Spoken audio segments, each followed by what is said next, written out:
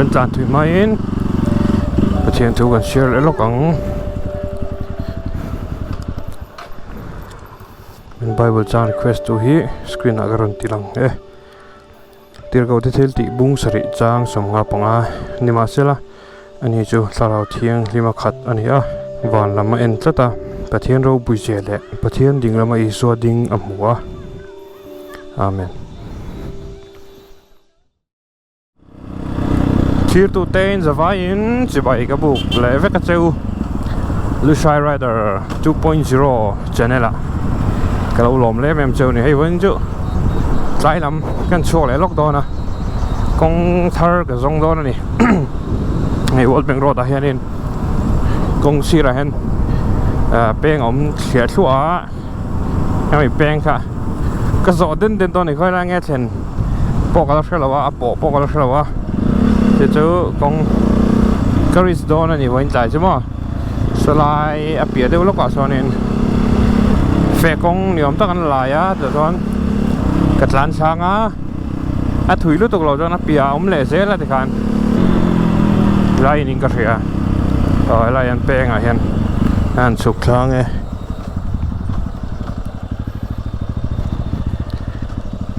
ไอ้กันรีสังโอ้รถเราเว้ยอาร์ติซีนสูงฟักไม่ไอ้มาเราเจอทุยตะกันสูงเราตัวรังไงล่ะใครให้หลีอย่างเดวินโอแพลตฟอร์มที่มันเราเสียมันนี่เป็นกัลกงเงินนี่ต่างอะไรวัดทราฟิกปาเตกิสาวมาโซ่นี่ไอ้คนนี้ใช่ก็งั้นเชลล์บอกก็มันเทรนกันตาออฟโรดอะไรช็อกแท็กเทตังเงี้ยโดนเต็มอินเดียเนี่ยชาแนลก็เสียมติดข้าเจ้านี่แกทีมยุกเด็กกันในเวียมาเราจูแกจูก็ออริจินใช่ไหมนะก็ตุยนะเบอร์จูออฟโรดนี่จอกะออฟโรดไบค์ค่ะกันนี่ไม่เราฟังจอกันเนี่ยออฟโรดิ้งก็ติเราขโมยตัวนั้นกันนี่นะดิกตะกะจอกกันเลตันนี่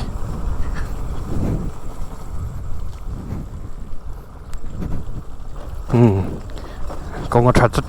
ดจันเนี่ยกงชากันใช่ไงช่วงจอนี้ออฟโรดที่ก็ไม่นั่นเนี่ยเกมปกันรวมที่เบอร์เด็ดไลน์จังตัว dirt bike มั้ง dirt bike กันนี่ที่พอสิเรา dark bike กันที่ที่นะ dirt bike กันนี่ที่พอกันสิเราไงเราเข้ามากันอดชิ้นเมื่อนี่ที่ช่วงนี้ค่ะก็ไม่รู้จะพอสิเราปนหมูงะ red venom ค่ะกันขาจะเล่นตาฉันจะนี่นะเอาเพลย์เรียกมันนี่สปอร์ตไบค์ก็ขับทราฟิกโคตรโลมอสปอร์ตไบค์ lover โซ่ขับมีลูกเรือเทียมมูล่ะที่จอน red venom ฉากตู้จนกินอาหารละรอนรีวิลตัวร่างง่ายอีละ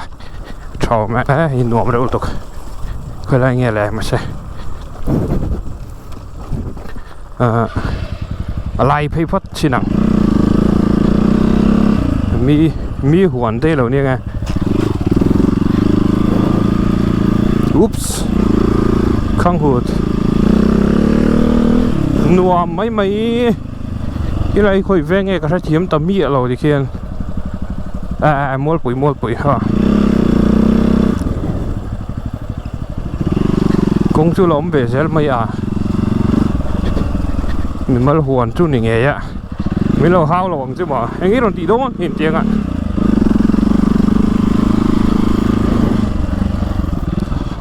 กงริสที่หนุ่มกะทิมาเอามานี่ก็เป็นที่นุ่งเบระฮานี่จีรข้าเราเปิดปลักแคมราฮานี่เองมาเช่นไรเดี๋ยวข้าไว้บล็อกเราข้า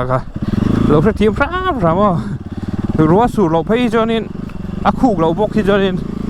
ก็เตียงจันทร์ข้ากันรู้ให้น้องพาเราถึงใช่ไหมนี่แค่เราเปิดฟูปลเวลียวมินิงาโดนะมันนี่ก็หลานนัวกันไว้เจ้าข้าเนี่ย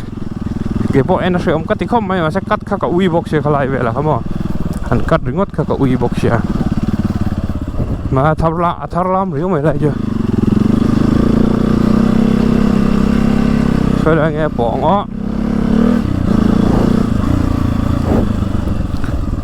กงก็ตอบกงตอบก็เซ็งพอตากงตอบ number 1ชามปอนดาวกัลชับไหมอันหัวตัวนี้เกี่ยกงเตียวมันกันเล็ดเลี้ยงชวนดิ่งก็มาหางกันชุบสบายเลยมั้ง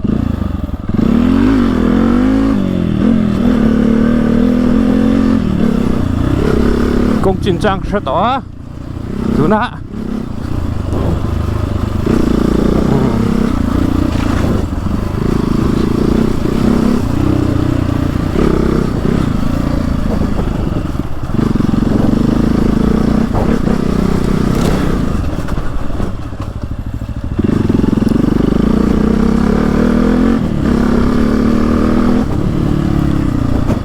ข้างหูลิงตำลึกตะกา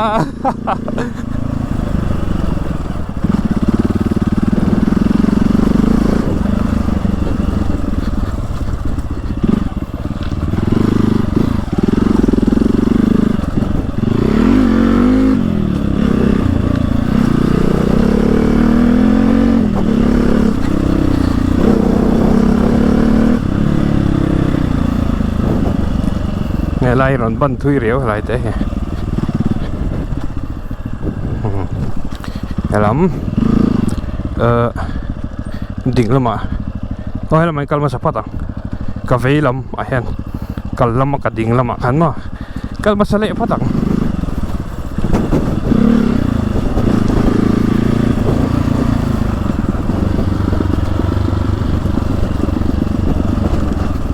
nè tọp mà văng về công tọp lại tập hot anh này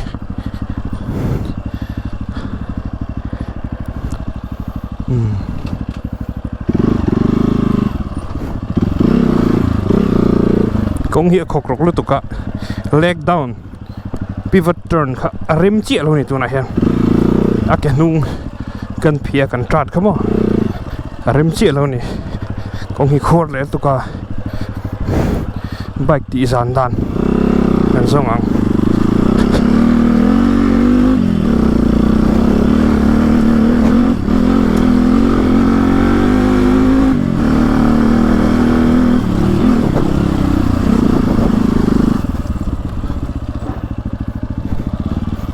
chúc thà lẹng scooty teo mà phê nôm chiang vậy tụi em mà tràn vắc vắc lên đầu tiên cái đó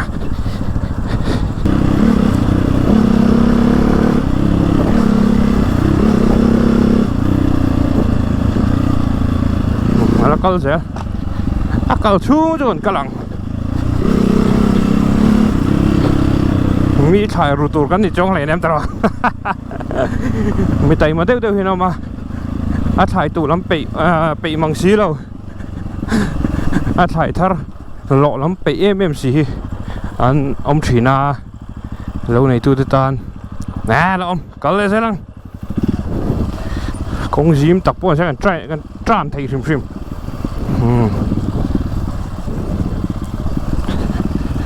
ให้ชามรำโตแต่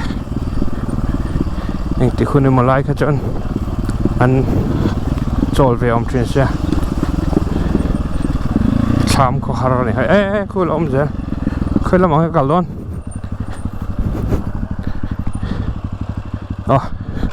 แล้วแป้งเราพอตังอังนี้นี่ละจานเสร็จพอตังให้ลำจื้อมันก็ถังฟักเราตีเรียดนี่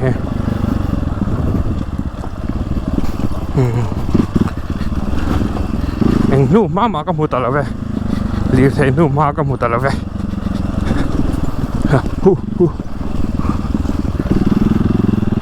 สังหารนู่มากับหมูตัวหน้าฮันสังหารเนียกกับหมูนี่เราอมเสร็จเลย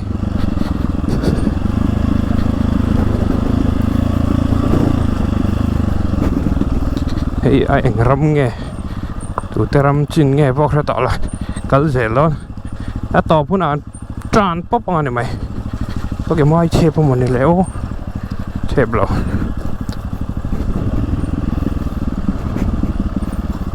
เนี่ย มีหัวนั่นนี่แม่แล้วจะกงป้อนี่ต่อลงแม่มีหัวนั่นนี่กงอะไร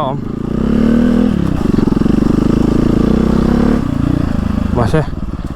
หัวมงเวลนี่ต่อเฮียหลังต่อลงแม่ก็ไอ้ข้างหุ่นรถบล็อก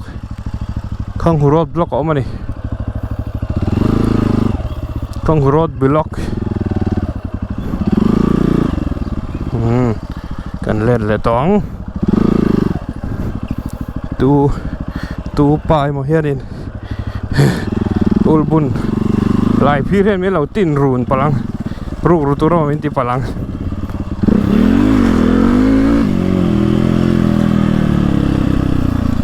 นี่ลายเฮียไง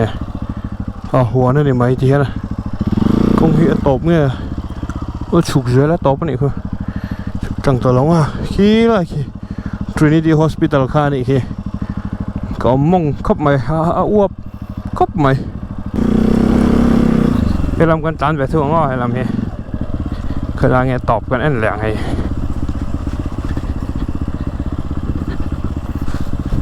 จานริมเราเดี๋ยวจะตอบว่าไงตอบโดนเชี่ยงคุณไรคนไซส์จะนิ่งกันก้อยเฮรปกันไม่ล่ะต่อเผาเราไม่ให้ต่อเผาเราไม่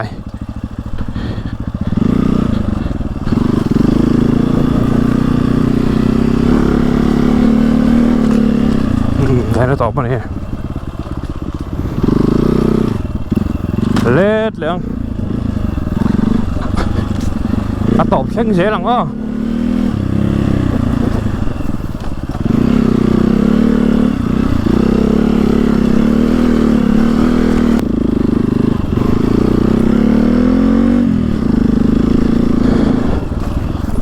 จุงละไม้กับเพศเช่นนั้นอ่ะให้เรามีให้เราเงี้ยเช่นกันเล่นแหลง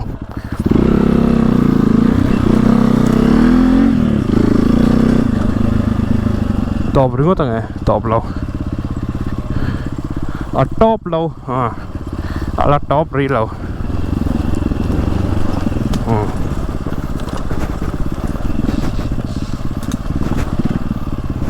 เทริงเราก็ไม่ได้เทริงโอ้ยแต่ก็เก็บไม้เทปเชี่ยงไหมกี่เทปเรา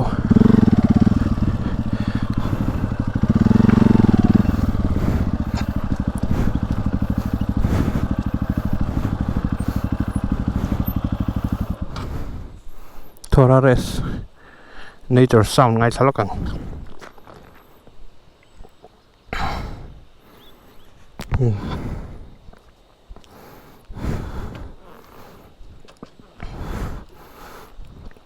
จุกเจลพอต้องโอ้จานนั่นตัวริมเราเลยกันกวยบุ้งบุลบตรงนั้นไม่นำตรา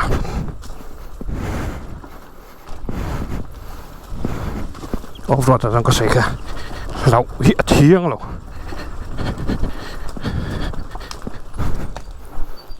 เราอมเสีย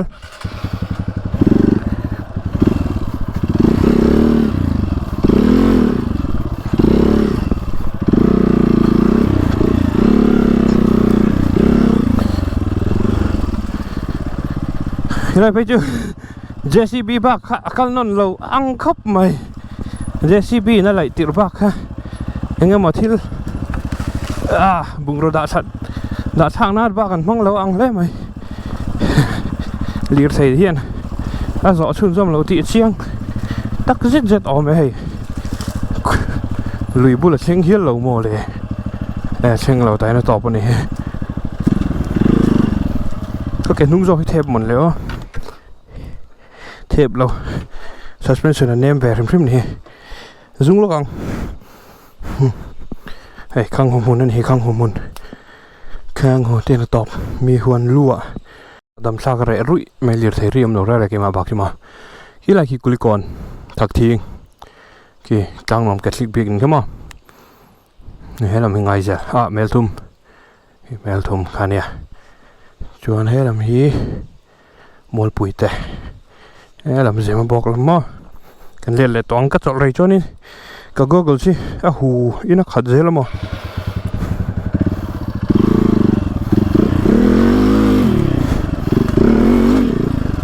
a chain atla nin nam chain tla ki kai me ve rim ani e chain tla kan di hi te lai no pan lai chain free kan ting chi khai rem ka ting chi khane oil ka lo noi theng hila kinga chuan midang hei off road te po kan tui chho tana lawang khop maya chi ai lo tu lo a chain free han eng ma lo tu rom lo ni thil siam ol tham ber te jing ami ani ti la social tam om lo hei eten alu chho ha kan potang amo chain hi tlam fek ani hei sprocket atang hianin kan mong he tiang hi off road a chon om duai me ma chain mar dewa off road chi khani vak si lo wa jowang chon chain mar ro choi chain hi kalo oil le lo ni em vral te te workshop hang ka peng thau sia ro ma ma ni tiang hin chi ai lo tur nei off roader kan om ve nual to a ti mai la off road lama tui te phokan lom theya chuan nama sabera chuan in hei kian chain hi sprocket rem lai te ti popang ma chuan neutral line danga chuan anung zo in ne mang tian neutral am lo ni kha nung zong kan emanga ti khan lu chat me ni mo amazon la vin mo nung zong in o chan chu ma zong chuan am ziam lo thale zel do ni amalam zong a siam ka du e ti tra chuan amalam sprocket zo hi thonanga kha chu angai lo nung lam hi free tlang pui lian lam hi mo ti khan ma he ten he dul ma ma ni he a ti vele khata phi thut kha khati lo de rak ngai don hi với khát off road cho nên đủ hal dễ lắm mà chỉ ai lâu thôi đó chain atlakin chain free kan tikha BMX sa chân chain free kan tip thin kan ya ti khan mai siam har lo tuk no problem này mai mà chu wang chon du ta off road lo to ram lo na chain hi atla du tuk ka ti khan ai hydration backpack off road zone poi mo lut tuk chu ma pon ka soi to training ka ria apoi mo em na san chu dehydrate a lo ma tui chak chama lo ma riding page on right page on san hit la lu tuk si lo ti mai la ta han a dehydrate thea tui in tam lo chon mo zun thei eng vek ra kan ti kha wow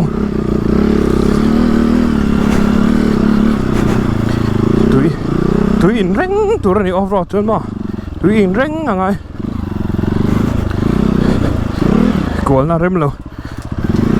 lấy min chete to lom ve ni hai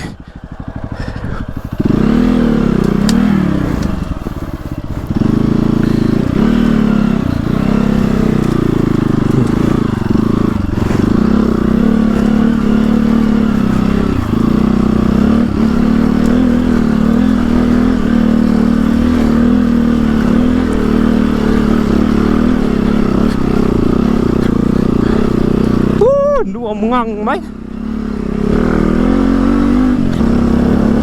con lại từ bác là chán vắt ring rồi này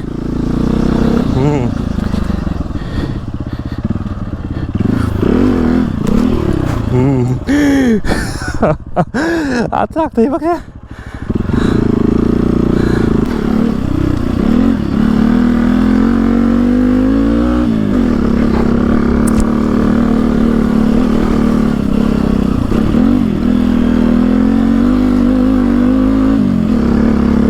con nghe cái bây giờ có restop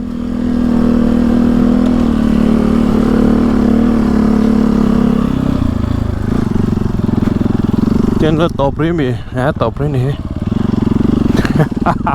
lấy tem bên này từ mà nằm lâu hắn nằm sẽ làm biếng biếc nó thế hắn này là cháu ông xin mà là vàng hay lại à lại từ chim cái cần gì thì thế endure cái challenge là tổ ẩm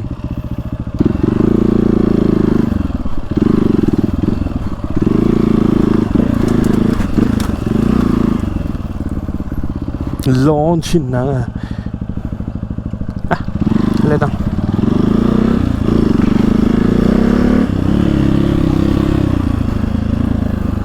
thui đâu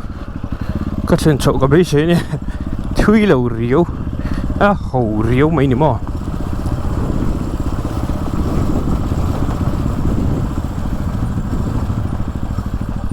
mình sil Paulin đây anh jar về sắp này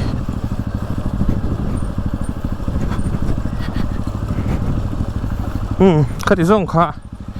tôi trong video cho nên mấy xe lạ GoPro battery spare keng là va xem được tàu đòn mẹ ngon hay của bên này lắm bằng bao front tủ lông rượu hiện số làm cho bao giờ lọp ra con lò mông khóc mày xíu tôi giống giống chung lom thứ cái xoay cái video té mình lâu share sắc cái channel thì mình lâu thay đổi sắc lệ turin các ngành tắc mèo trâu nhỉ thì Russia Rider 2.0 thì cho vòng choan mình bùi lâu cho in lâu cho in mà cái lâu thì khá thì tôi in Asian nate in là cái gì nate in thọ nate là pan mau xóm trâu xe lá lâu thì na pe trâu xe lá thì hai cái tụ sáng na trâu nhỉ thì tôi giống giống như vậy mong trả bye bye vết lên